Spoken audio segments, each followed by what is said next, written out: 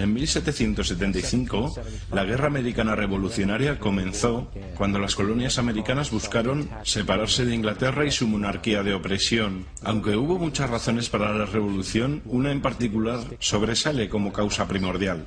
El rey George III de Inglaterra prohibió la moneda sin interés e independiente que las colonias estaban produciendo y usando, forzándolos a pedir dinero del Banco Central de Inglaterra con interés, inmediatamente poniendo a las colonias en deuda. Y como luego dijo Benjamin Franklin, la negativa del rey George III de permitir a las colonias operar un sistema monetario honesto que liberaría al hombre ordinario de las palancas de los manipuladores de dinero fue probablemente la causa primordial de la revolución. En 1783 América ganó su independencia de Inglaterra. Sin embargo, su batalla en contra del concepto del Banco Central y los hombres corruptos y llenos de avaricia asociados a él acababa de comenzar.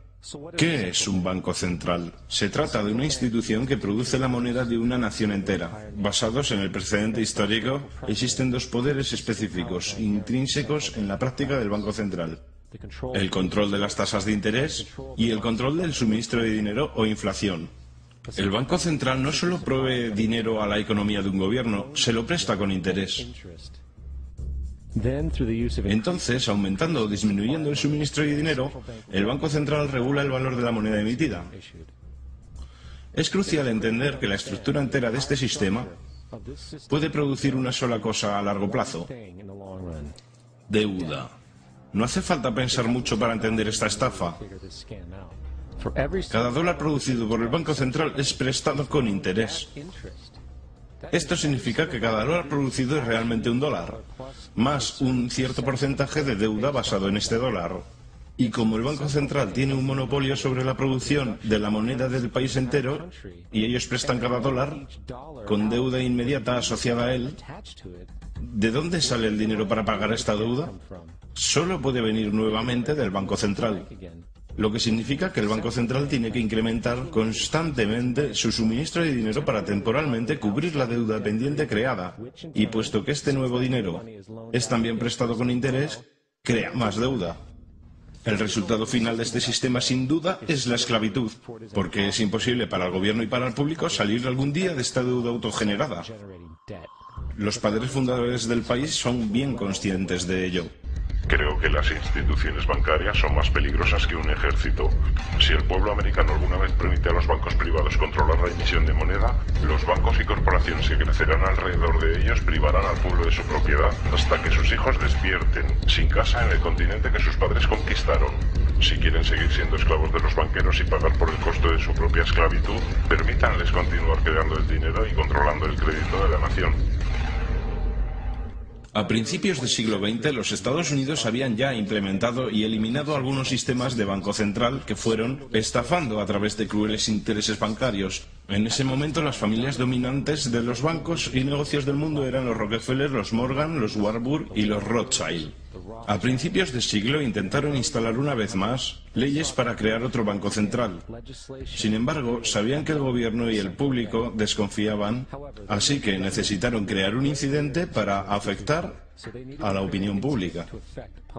Así, J.P. Morgan, conocido públicamente como un conocedor financiero de la época, aprovechó su influencia masiva publicando rumores de que un banco prominente de Nueva York era insolvente o había quebrado. Morgan sabía que esto causaría histeria masiva y que a la vez afectaría a otros bancos, y así fue. El público, temiendo perder sus depósitos, comenzó masivamente a retirar su dinero y, consecuentemente, los bancos fueron forzados a reclamar sus préstamos, obligando a vender sus productos, y así comenzó una espiral de quiebras, reposesiones y desorden.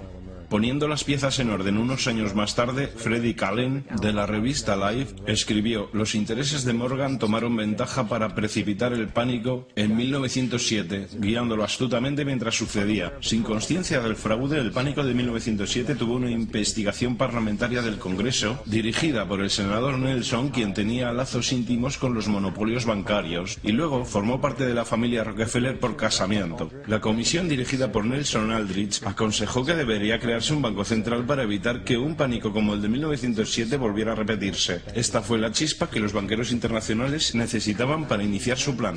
En 1910 hubo una reunión secreta en la propiedad de Morgan en Jekyll Island, en las costas de Georgia. Ahí fue donde se escribió la ley del Banco Central, llamada Acta de la Reserva Federal. Fue escrita por banqueros, no legisladores. La reunión fue tan secreta, tan oculta al conocimiento del gobierno o el público, que las 10 personas que formaron parte camuflaron sus nombres cuando salieron de la isla.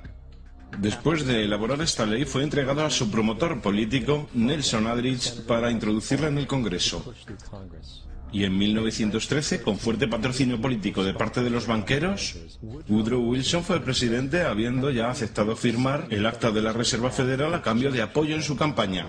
2 días antes de Navidad, cuando la mayor parte del Congreso estaba en casa con sus familias, el acta fue votada positivamente. Wilson a su vez lo hizo ley. Años después, Wilson escribió arrepentido: Nuestra gran nación industrial está controlada por un sistema de crédito. Nuestro sistema de crédito está concentrado en manos privadas. El crecimiento de la nación y por consiguiente de todas nuestras actividades está en manos de unos pocos hombres quienes, por motivos de sus propias limitaciones, congelan, frenan y destruyen la genuina libertad económica. Nos hemos transformado en uno de los peores gobernados, uno de los más completamente controlados y dominados de los gobiernos del mundo civilizado. Ya no hay gobierno de libre opinión, ya no hay gobierno de convicciones y de voto de la mayoría, sino un gobierno de la opinión y coacción de un pequeño grupo de hombres dominantes.